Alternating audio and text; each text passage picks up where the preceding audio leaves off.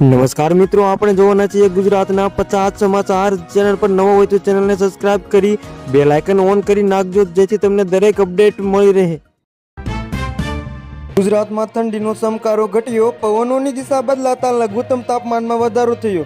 ઉત્તર ગુજરાતમાં 23 જાન્યુઆરીથી હળવા માવઠાની શક્યતા.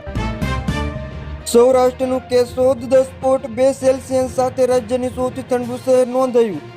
નલિયા અને પોરબંદરમાં પણ તાપમાન 11 ડિગ્રીની આસપાસ રહેતા વહેલી સવારે ઠંડીનો અનુભવ થયો. રાજ્યમાં અત્યારે બેવડી ઋતુનો અહેસાસ થઈ રહ્યો છે. વહેલી સવારે ગુલાબી ઠંડી અને બપોરે હુંફાળો તડાકો રહેતા વાયરલ ઇન્ફેક્શનના કેસોમાં વધારો જોવા મળ્યો છે. ઊંઝા માર્કેટ યાર્ડમાં આજે પણ જીરુના ભાવમાં તેજી જળવાઈ રહી છે.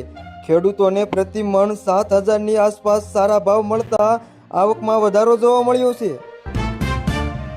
ટેકાના ભાવે તુવેરની ખરીદી માટે આજથી રજીસ્ટ્રેશન પ્રક્રિયા વેગવંતી બની છે. ખેડૂતોને ઓનલાઈન નોંધણી કરાવી તેમજ SMS દ્વારા કેન્દ્ર પર બોલાવવાનું શરૂ કર્યું છે. કેનાલમાં પાણી છોડવાની જાહેરાત બાદ ખેડૂતોએ બાજરી અને તલના વાવેતરમાં ખેડકાર શરૂ કર્યા છે.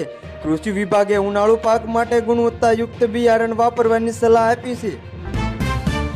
ડ્રોન દ્વારા ખેતરમાં નેનો યુરિયા અને DAP છંટકાવ માટે સરકારે 80% સુધીની સબસિડી આપી રહી છે, જેનો લાભ લેવા માટે ખેડૂતો ભારે ઉત્સાહ છે.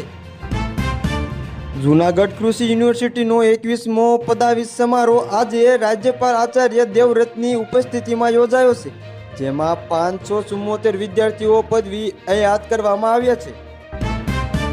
રવિ સિઝન માટે ડેપો પર યુરિયા ખાતરનો પૂરતો જથ્થો ઉપલબ્ધ છે.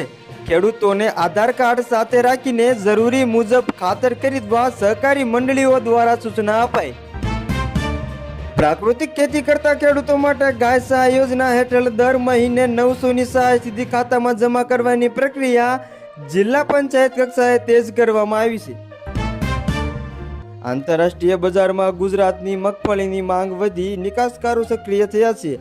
આનાથી સ્થાનિક યાર્ડોમાં મગફળીના ભાવ પ્રતિ મણ 1300થી 1500ની વચ્ચે સ્થિર રહ્યા છે. ખેડૂતો કપાસનો સંગ્રહ કરી રહ્યા હોવાથી યાર્ડમાં આવક ઓછી થઈ. સારા ગ્રેડના કપાસ ભાવ 1600ની આસપાસ બોલાવવાના ખેડૂતો હજુ તેજીની રાહ જોઈ રહ્યા છે. બનાસકાંઠા અને પાટણના પંથક રાયડાના પાકમાં ફૂલ આવવાની શરૂઆત થઈ ગઈ છે. અત્યારનું અનુકૂળ વાતાવરણ જોતા રાયડાનું બમ્પર ઉત્પાદન થવાની શક્યતા છે.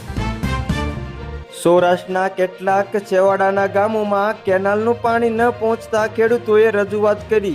સિંચાઈ વિભાગે તૂટેલી નહેરોના સમારકામ માટે તાત્કાલિક ટીમો રવાના કરી. ખેડૂતોને પોતાની જમીનનો પ્રકાર જણાવવા માટે સરકારી લેબોરેટરીમાં મફત સોઇલ ટેસ્ટિંગ કરાવી હેલ્થ કાર્ડ મેળવવા માટે આજથી ખાસ ઝુંબેશ શરૂ કરવામાં આવી છે. ગુજરાત પોલીસ દળમાં 858 PSI અને 12,733 લોકરક્ષક દળની જગ્યાઓ માટેની આજથી શારીરિક કસોટી શરૂ થઈ છે. 15 સ્થળો પર CCTVની દેખરેખ હેઠળ પરીક્ષા શરૂ.